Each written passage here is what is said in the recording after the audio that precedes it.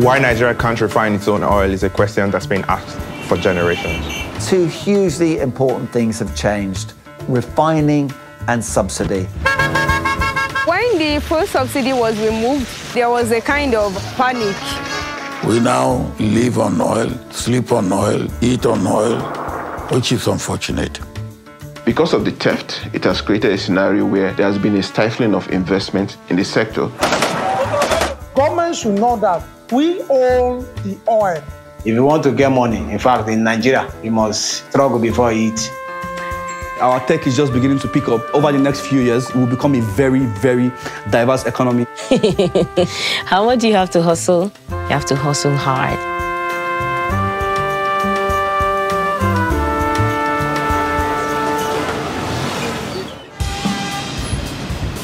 Nigeria has been a big oil producer for decades now, but very little of that oil has been refined. So you have this absurd position where Nigeria pumps oil, sells it abroad, and then re-imports it in the refined products that it needs. The idea in theory is that if you have a refinery that operates locally, you would be able to pay in the local Naira currency and reduce quite a substantial amount of your dollar exposure. Regular supply of refined product will definitely go a long way to help our economy. Now we have epileptic supply, queues at petrol stations, many petrol stations running dry. Given its basic potential to produce roughly 2 million barrels of oil a day, then the first move up the value-added chain ought to be through refining oil products. Oil was recently discovered in the East. Nigerians are developing their industry with their own research methods and their own hands. Shell and BP found oil in Nigeria in 1956, 4 years before Nigeria got independence from Britain. There was huge hope for Nigeria then, a country of 45 million people. Princess Alexandra handed over control on behalf of the Queen. Now finally free of the shackles of colonialism, with the bonus of having discovered this great resource that could fuel its own economy, make money that could be spent in Nigeria on Nigerians. I believe we made a very, very deadly mistake. We put all our eggs in one basket of oil. We even ignored gas. We were flaring gas, which is a very important commodity. I know many Nigerians who think the worst thing that happened to an independent Nigeria was to discover oil. The currency becomes artificially overvalued, making it very, very difficult to produce and export goods because they're too expensive, and making it very attractive to import goods. So all sorts of Nigerian industries got wiped out. We ignore agriculture. We should have been the centerpiece of our economic development. The government owns 4 refineries, but despite billions of dollars in investment over the years, they've just never been able to refine petroleum products. They've broken down, they've run out of spare parts. At best, they've run massively under capacity. And when I was president, I invited Shell and I said, look, come and take equity participation and run our refineries for us. They refused. He said, our refineries have not been well maintained. We have brought amateurs rather than bring professionals. He said there's too much corruption with the way our refinery is run and maintained, and they didn't want to get involved in such a mess. For years and years and years, there have been pledges that the refineries will be fixed. How many times have they told us that, and at what price? Those problems, as far as the government refineries are concerned, have never gone. They have even increased. So if you have a problem like that, and that problem is not removed, then you aren't going anywhere. Our huge investment of over $18.5 billion in this industry has been prompted by our desire to support and contribute to the federal government's sustained efforts to transform our economy and properly position our country as a leading nation in Africa. The Dangote refinery is a $20 billion project that at its peak is designed to process 650,000 barrels of crude daily. Well, it is a game changer. I think this is not hyperbole. Dangote decided to take on the challenge, so he's building the biggest single-train refinery in the world.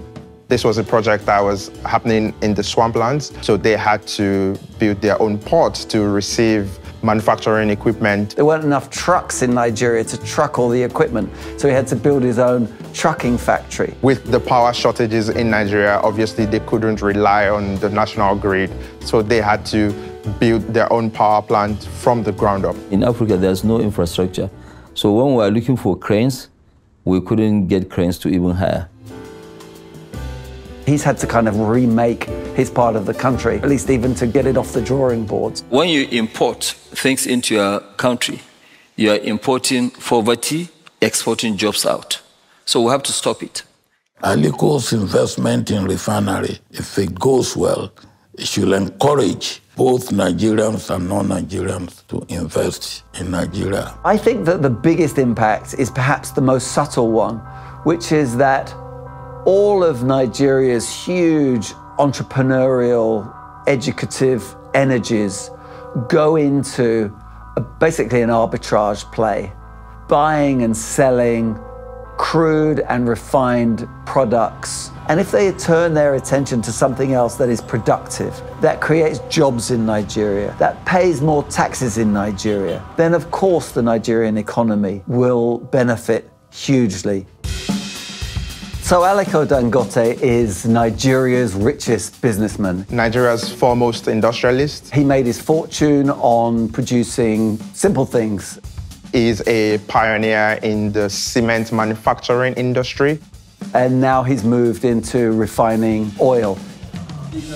Depending on who you ask, he is the greatest businessman that Africa, certainly that Nigeria, has ever produced. Thousands of jobs depend on him. He's the biggest taxpayer in Nigeria. And he's broken this curse of Nigeria importing everything. To his detractors, he's a man who's manipulated the government. He's a monopolist. He's rigged the system so that he doesn't have to compete. When the FT interviewed him last year, he was at pains to say that this was the wrong characterization, that he is someone who has built his business from the ground up. But I think whatever you think of him is the most important business person working in Nigeria today. Dangote thinks the refinery will reach 85% capacity by the end of this year. Most people would tell you that that's very optimistic. In December of 2023, the Dangote refinery took delivery of its first 6 million barrels of crude and started test producing aviation fuel and diesel. But it struggled to get a hold of the crude supplies it needs to ramp up production. And so it has turned to suppliers in far-flung places like Brazil and the United States.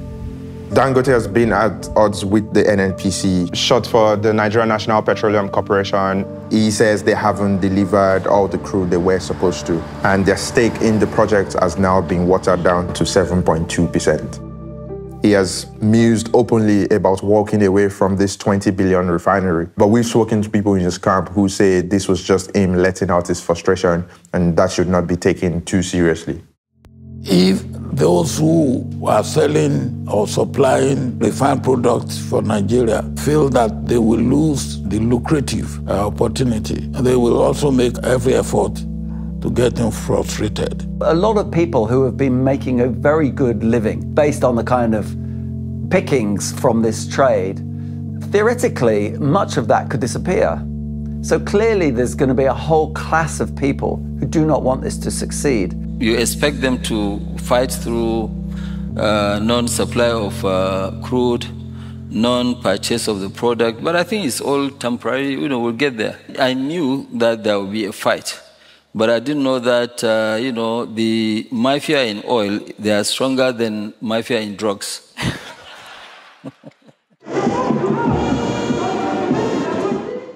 The first subsidy is gone. For years, fuel subsidies have kept fuel prices artificially low, and one of the first acts of this government was to remove the fuel subsidies. So the day that we heard that the government was removing fuel subsidies, that day we had a crisis. The riders couldn't get fuel. Filling stations actually stopped selling fuel, and some increased their prices. So there was a kind of panic. Since yesterday morning, we have been here.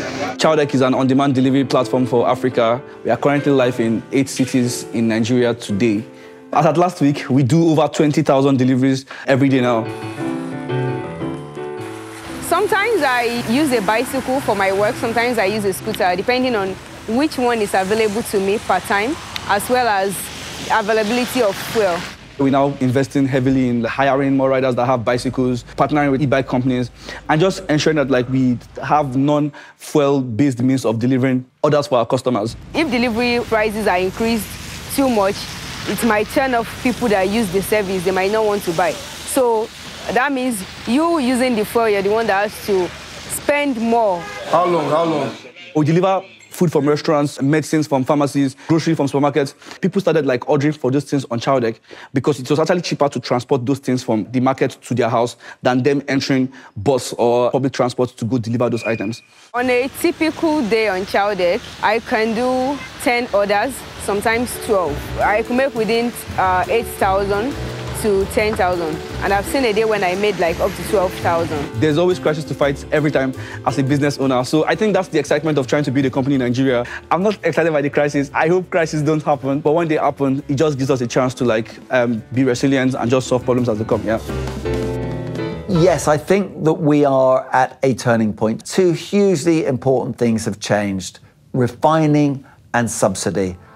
Fuel subsidies are part of the national psyche in Nigeria. I think people regard them as the only benefit they've gotten from their oil-rich country. But this is also a very expensive policy because it means that as the oil price goes up internationally, the amount that you have to subsidize petrol also goes up.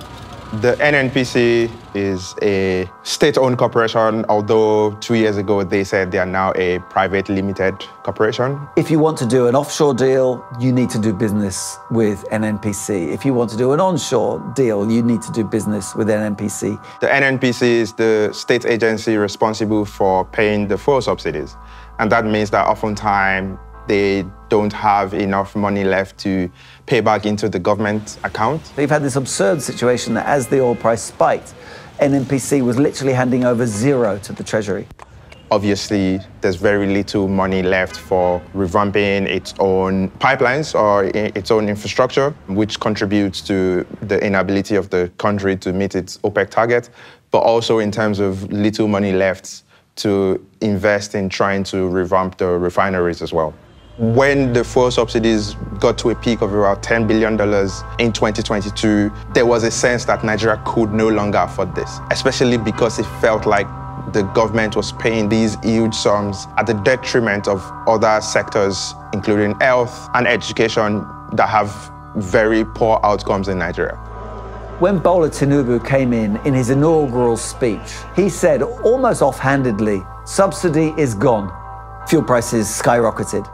The cost of fuel has obviously driven people into poverty because Nigeria relies on fuel for not just power generation, but also moving goods and services and moving people as well from one part of the country to another. You and I, it was perfect timing. My name is Aramide. I am a singer, songwriter, and guitarist. I've been doing music for quite a while. It's my happy place. And we fantasize, I realize. I sing a lot about love and life. It takes them away from what the real problems are. Inflation, no light, everything is expensive. It's depressing enough. You were filling your tank with 20,000 naira before, now you're filling your tank with close to 60,000 naira. The moment we'll have been waiting for.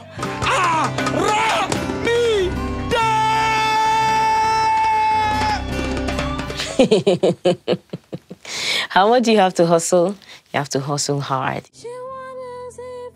So I think that most people, before they decide to come for an event, they try to prioritize. They're like, okay, do I really have to be there? Video directors are charging more. Music producers are charging more. Band people are charging more. Like everything that happens in the economy is a ripple effect. It's expensive to promote music. It's expensive to put yourself out there now. Things seem anxious and uncertain. I understand the hardship you face. I wish there were other ways, but there's not. You could argue, and I think most economists would argue, that the subsidy was hugely distortionary to the Nigerian economy, distortionary and expensive, and really needed to go. But the way it was done was really shock therapy, overnight. What hardship can it cause people? How are you going to ameliorate that? There's a lot of work that needed to be done. Don't just wake up one morning and say you remove subsidy. The purpose of removing fuel subsidy in Nigeria was to allow the free hand of the market to decide how much petrol would cost per litre. But what we're seeing right now is that there's still some government intervention. The cost of petrol should be more than what it currently costs right now. Because of inflation, the subsidy that we have removed is not gone. It has come back. Some of the major problems with the discovery of oil in Nigeria have come from host communities in the Delta who have often asked what oil has done for them as a community. You know, a very famous protagonist was Ken Saro-Wiwa, who protested specifically against Shell and who said, we are suffering from pollution. Meanwhile, our kids are not going to school. Our other industries are a wreck. And we want a redress. Unfortunately, this happened under a military government who hanged him. In the mid-2000s as well, we saw a movement called the Movement for the Emancipation of the Niger Delta Men that also began agitating for better conditions for people in the Delta. And this led to attacks on oil installations. Oil workers were kidnapped. This is my name. My name is High Chief Solomon Ndigbara Menesira Baraba, Tera 1 of Ogoniland. Our own area was not kidnapping. We can vandalize the pipe, blow the pipe, anything government we go obstruct them not to do. My fight was that government should know that we own the oil. They killed one of our heroes, Saro-Wiwa, and that made me to join. He said that, no, you cannot come to our place and collect oil without getting a good school, good water. He talked in peace. Nobody listened to him. The next thing they do is to kill him. My place till now, government is not able to collect our oil. The reason why we march today is that we want to let people know there's a plan to collect oil from Ogoni. Those selfish politicians, they want to stay in Abuja, decide company that will come Ogoni and take oil. And we say no. This picture you see is just when I came out from the creek. So eventually, the government of the day in 2009 reached an amnesty deal that saw a lot of fighters drop their arms in exchange for money and for the government setting up a commission to address the concerns that the agitators were bringing to the table at the time. There are leaders of that movement who are now politicians. One of them last year got a contract to help the Nigerian government prevent attacks on oil installations. Sometimes they say amnesty is working. No, some of the people that participate in the struggle never get anything. But when you tell them, let us make peace, then tomorrow they have something doing. They will continue the peace. And the type of country, Nigeria, country they can pay bribe. If they see God, they for don't bribe God. When I see that the whole things that federal government said they will do to me, they did not do anyone, I decide to open a mill where I do oil so that I can train my children and do other things. See, all here is the palm fruit. That's what I did. Nigeria politically is a complicated country anyway. You could argue that it was sort of cobbled together under British colonialism. So there's not necessarily this inbuilt sense of national unity. So if you have 9 states where the oil is concentrated, it's quite natural for those states to say, well, hang on, isn't this ours? And yet what happens in the Nigerian kind of political economy is basically the money from oil goes to the federal government, now based in Abuja, who then redistribute. Now, some of it goes preferentially back to those 9 states, but this huge dissent. My name is Fineface, Dumnamene Fineface. I work as a human rights defender and, of course, an environmental activist. Where I'm seated now, if you look behind me, you will see massive environmental pollution. The people have been denied of their traditional means of livelihood. But some time ago in this Bolo community, it was a place that you can see houses very close to the water. You can put your pot on the fire, cooking, and you come to the back of your house, you throw your net and you can catch fish to put in the same pot that is on the fire. The entire water body is now dead. And there is a need for both local and international attention to be drawn to this so that this place can be cleaned up and the people can have their livelihoods restored. Multinational oil companies, they are contributing to environmental pollution in the Niger Delta. We also have the role being played by a new generation of polluters, the artisanal crude oil refiners. It's a very big process that employs more people than some state governments in Nigeria.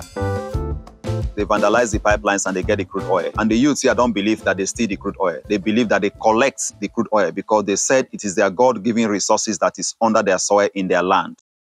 At least the survival of human being first before environment.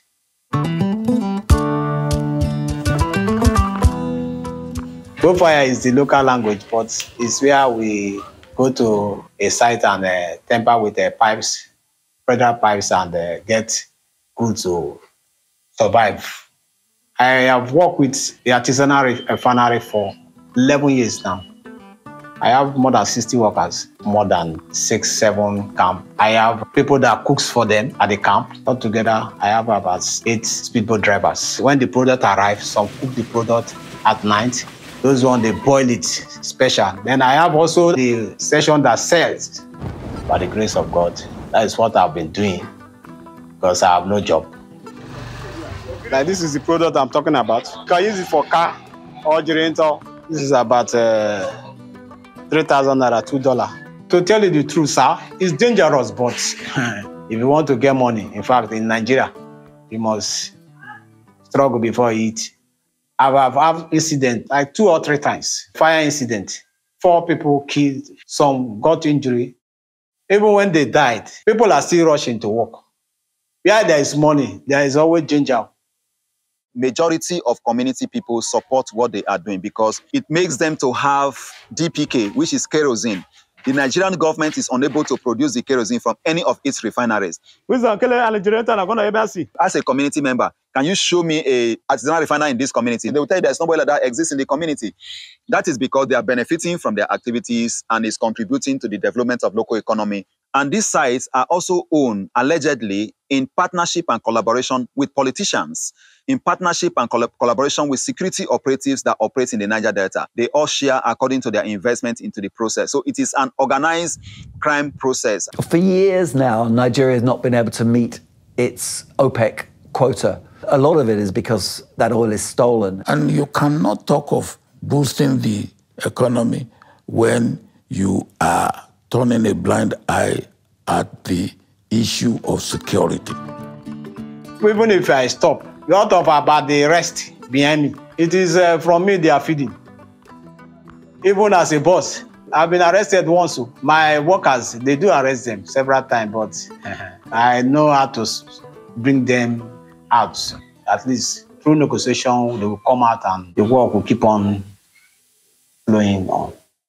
Illegal refineries are not a victimless crime. They contribute to existing environmental damages. There's a problem of black soot, which means that the air quality in Port Harcourt is not very good. You can, feel the soot literally on your hands. Yeah, definitely. The work we are doing is dangerous. I have been attacked 6 times just last year. About 9 boys came out of the bush and started shooting at me. In reverse gear. we have to continue from where our forebears stopped. Like Ken Saro-Wiwa is from my area, so no matter the threat we face, we'll continue to speak for us to have a better environment that supports the life of the people. There are huge problems, reputational, logistical, criminal, and regulatory around these onshore wells. As the big oil majors pull out, local companies who either believe that they can or indeed are more able to negotiate some of these problems are moving in. Empowering Africa. My name is Osa Igeho. I'm the Chief Executive Officer of Heirs Energies Limited, the operator of OMS 17. We operate about 5% of Nigeria's oil production and roughly about another 5% of Nigeria's gas production into the domestic market. Whilst we hear the global narrative of energy transition, which talks about moving from predominantly one source of energy to another source of energy, in Nigeria there is a big transition also going on. Not about energy sources, but particularly on onshore, with IOCs, international oil companies, leaving and being replaced by indigenous oil companies. It is posited that by the end of the decade, most of the international oil companies would no longer be active onshore and they will now be indigenous oil companies. We are at 5,000. We need to go to 7,000. We need a few things. So Africapitalism positions private sector in the lead of making investments to improve lives. Let's go for it. Making substantial prosperity and at the same time creating social wealth. It talks about profits and it talks about impact. The country should be in the position to produce 2 to 2.5 million barrels of oil per day. Today, we are only able to produce somewhere in the range of 1.2 to 1.5 million barrels of oil per day. There are a number of causative factors, but the biggest is the theft. The second challenge is then the point of investment. Because of the theft, it has created a scenario where there has been a stifling of investment in the sector. Thirdly, there is a global push for energy transition that has made getting financing for oil and gas more challenging. We took over operational control from the previous operator in July of 2021. We essentially doubled our oil production in 100 days from 27,000 barrels to 52,000 barrels of oil per day. But we noticed very quickly that whilst we were trying to ramp up production, what was getting to the terminal was declining. In December of 2021, we only got 3% of our production at the terminal. Today, we now get an average of 85% of our production. So lots of appreciation to the government for the steps and very decisive steps they have taken and sustained to secure the pipeline. Nigeria is usually the biggest producer in Africa, produces anywhere from between 1.3 to 1.5 million barrels of oil a day. It's a member of the OPEC Plus cartel, and it's one of the top 15 producers of oil globally. The easiest thing for the government to do is really cream off oil wealth, and that is what it's relied on for decades. And so it has this outsized role in the Nigerian economy, both in terms of the foreign currency that it generates, because that is basically the sum of Nigerian exports, and in terms of the government revenue. Oil is really king. The Nigerian government doesn't collect that much tax. That means that the government focuses a lot of its energy on making sure that the oil keeps flowing and the oil keeps pumping. In terms of GDP, it's not as big as people imagine. There's lots of other stuff going on in Nigeria. It has a very big banking industry, insurance, there's a lot of entrepreneurs, it has a big tech industry. The question that a vast majority of Nigerians ask themselves is, has the oil wealth been used for the greater good of all of Nigerians? And I think the overwhelming answer would be no. The oil wealth has not trickled down to the most vulnerable in Nigerian society. Our youth are restive, and they are restive because they have no skill, they have no empowerment, they have no employment. We are all sitting on a keg of gunpowder, and my prayer is that we will do the right thing before it's too late. Oil has been a blessing to Nigeria. It could have been more of a blessing, yes, and it can be a bigger blessing for the future. Our people, our diversity, our dynamism, our resilience, our capacity to confront challenges and surmount them. Personally, I feel that oil has been more of a curse than a blessing. You have a natural resource that takes over the national psyche so much that it's kind of led to a lack of imagination. 2 million barrels of oil is not enough to make 200 million people rich. So what you get is you get a scramble. There must be investor confidence created. You have to go from transactional economy to transformational economy.